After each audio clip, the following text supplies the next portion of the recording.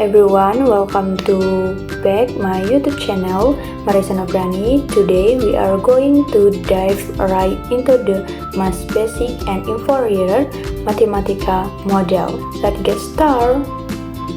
Halo teman-teman semuanya, di video kali ini saya akan membahas tentang model matematika. Materi yang pertama yaitu perbedaan matematika murni dengan matematika terapan dalam bidang ekonomi dan bisnis. Di sini saya akan menjelaskan perbedaan antara matematika murni dengan matematika ekonomi dan bisnis. Kalau matematika murni itu adalah matematik yang disiplin ilmu yang berfokus pada studi matematika demi matematika itu sendiri. Yang kedua, poin yang kedua, kalau matematika murni itu menggunakan simbol-simbol pada variabel, biasanya menggunakan huruf seperti alfabet Y, X, dan Z. Selanjutnya, matematika murni juga menggunakan sumbu P harus pada sumbu horizontal karena variabel P merupakan variabel bebas. Dan yang kedua itu adalah matematika ekonomi dan bisnis. Dia menggunakan simbol-simbol yang biasa menggunakan variabel ekonominya. Contohnya seperti P sama dengan price atau harga, C sama dengan cost atau biaya, sedangkan Q sama dengan quantity atau jumlah. Penggunaan huruf P atau price dalam bidang Kartesius digambarkan pada sumbu vertikal. Nilai-nilai variabel diasumsikan harus bernilai non-negatif, sehingga berlaku pada kuadran pertama saja. Nah, kita masuk ke bagian materi yang kedua, konsep dasar matematika dan ekonomi bisnis. Sebelum mulai ke inti materinya, kalian harus paham dulu teman-teman apa itu matematika, bisnis, dan matematika bisnis. Oke, kita ke matematika. Matematika itu adalah bidang studi yang berkaitan dengan kuantitas, jumlah, struktur atau seperti aljabar, ruang atau seperti geometri, dan perubahan atau seperti kalkulus. Sedangkan bisnis adalah aktivitas yang melibatkan memperjualbelikan barang atau jasa dengan tujuan utama untuk memperoleh keuntungan atau laba. Nah, kalau kita gabung antara matematika dan bisnis, dia akan menjadi matematika bisnis. Matematika bisnis adalah disiplin ilmu yang mempelajari penerapan konsep teori dan alat matematika seperti aljabar, statistik, kalkulus, dan komputansi untuk memecahkan masalah dan membuat keputusan di dunia bisnis dan ekonomi. Oke, yang selanjutnya ini, dalam model matematika ada beberapa hal yang harus teman-teman tahu, yaitu ada 3 macam. Yang pertama itu variabel, yang kedua itu parameter, yang ketiga itu konstanta. Yuk kita bahas satu persatu. Oke, kita mulai dari variabel. Variabel adalah nilai yang dapat berubah atau bervariasi. Variabel biasanya mewakili suatu besaran yang ingin Anda hitung, amati, atau ubah. Sedangkan yang kedua, parameter adalah nilai yang menentukan karakteristik spesifik suatu sistem, model, dan fungsi. Untuk konteks tertentu, parameter bertindak seperti konstanta dalam satu kasus atau kondisi, tetapi nilainya dapat diubah untuk menghasilkan sistem atau model yang berbeda. Dan yang ketiga adalah konstanta. Konstanta adalah nilai yang mutlak, tetapi dan tidak dapat pernah dirubah dalam konteks atau seluruh perhitungan. Artinya konstanta itu tidak bisa atau mutlak teman-teman, tidak bisa diubah. Nah, kalau variabel itu dibagi menjadi 2 macam. Yang pertama itu variabel kualitatif.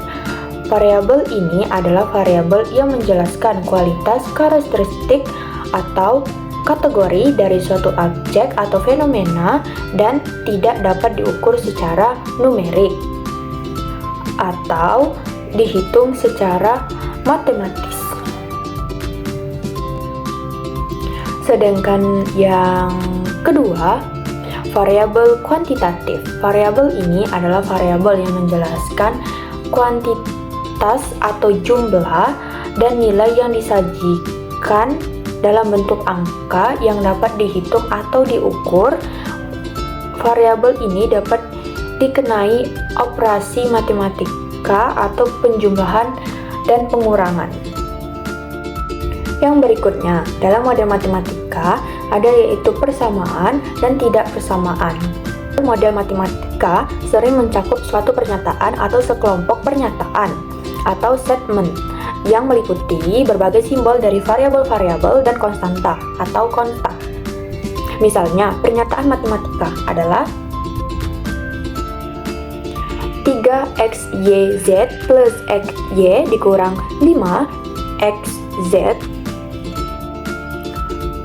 Oke, yang pertama, persamaan adalah suatu pernyataan bahwa dua lambang adalah sama atau disimbolkan dengan sama dengan. Selanjutnya, pertidaksamaan. Pertidaksamaan adalah suatu pernyataan yang menyatakan bahwa dua lambang adalah tidak sama, disimbolkan dengan lebih kecil atau lebih besar dari.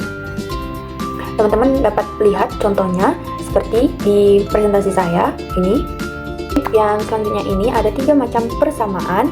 Yang pertama itu persamaan definisi, suatu bentuk persamaan di antara dua pernyataan yang mempunyai arti yang sama. Yang kedua itu adalah suatu persamaan yang menunjukkan bahwa perubahan perilaku suatu variabel sebagai akibat dari perubahan variabel lain yang berhubungan. Itu adalah persamaan perilaku. Yang ketiga atau yang terakhir adalah kondisi keseimbangan. Adalah suatu persamaan yang menggambarkan prasyarat untuk mencapai keseimbangan atau equilibrium. Yang ketiga itu ada kondisi keseimbangan. Itu merupakan suatu persamaan yang menggambarkan prasyarat untuk mencapai keseimbangan. Oke, yang selanjutnya ini adalah struktur sistem bilangan nyata. Yang pertama, bilangan nyata itu ada bilangan rasional dan bilangan irasional, bilangan bulat, bilangan pecahan, yang kemudian yang di bawah itu ada bilangan, dan yang selanjutnya ada bilangan negatif, ada bilangan nol, dan bilangan positif. Nah, teman-teman, di sini kita sudah mulai memasuki konsep dan teori himpunan. Apa sih himpunan itu? Himpunan adalah sekelompok objek yang mempunyai syarat tertentu dan jelas. Objek yang dimaksud dapat berupa bilangan, manusia, hewan, tumbuhan, negara, atau sebagainya. Objek ini selanjutnya dinamakan anggota atau elemen dari himpunan itu. Penulis himpunan biasanya dilambangkan dengan satu huruf kapital dan elemen-elemennya didaftarkan dalam tanda kurung dan elemen-elemennya dipisahkan dengan tanda koma. Oke, contohnya di sini teman-teman bisa lihat S itu sama dengan kurung kurawal 1, 3, 5, 7, 9, 11, 13, 15, 17, dan 19. Itu merupakan bilangan ganjil dari 1 sampai 20 dan ditutup dengan kurung kurwal lagi. Oke, di dalam operasi pada himpunan ada yang namanya itu irisan. Irisan itu adalah sebuah himpunan baru yang berisi semua anggota yang dimiliki oleh kedua himpunan tersebut secara bersamaan. Contohnya dapat dilihat di sini teman-teman. Kalau A sama dengan kurung kurwal itu 1, 2, 3, 4, dan 5. Sedangkan yang B itu ada 2, 3, 4, 5, 6, dan 8. Maka jawabannya A dan B irisannya itu adalah yang sama cuma 2, 3, 4, dan 5.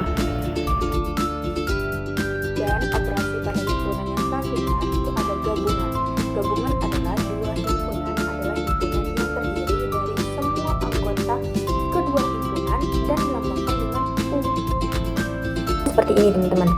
Kalau A ada 1, 2, 3, 4 dan B itu ada 2, 3, 4, 5, 6, 7, 8.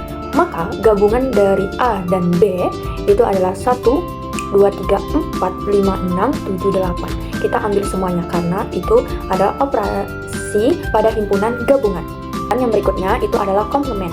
Suatu himpunan adalah anggota yang tidak terdapat pada himpunan tersebut dan biasanya dilambangkan dengan petik tunggal.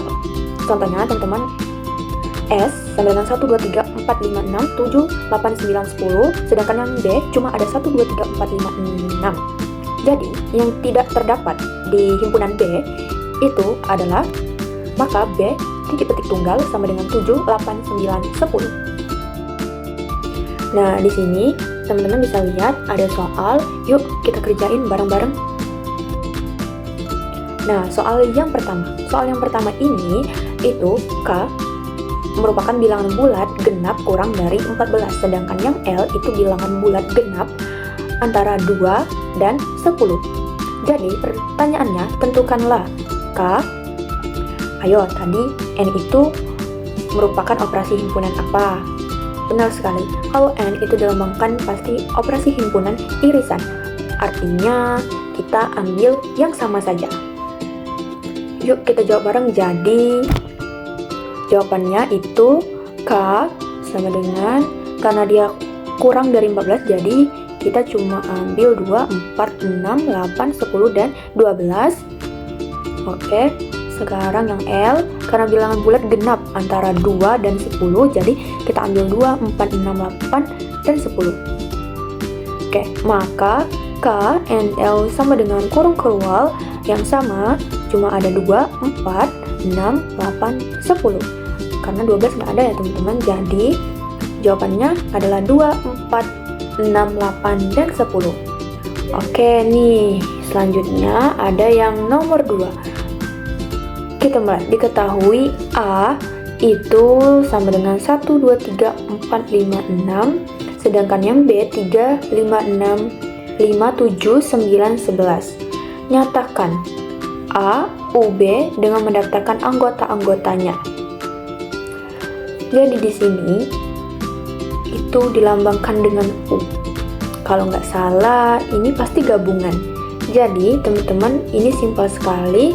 Langsung saja kita jawab. Maka A, U, dan B sama dengan kurung keluar. Kita ambil semuanya. 1, 2, 3, 4, 5, 6, 7, 9, 11, dan 13. Well, that concludes our discussion on mathematical models today. Remember, these models are powerful tools for solving real world remembers.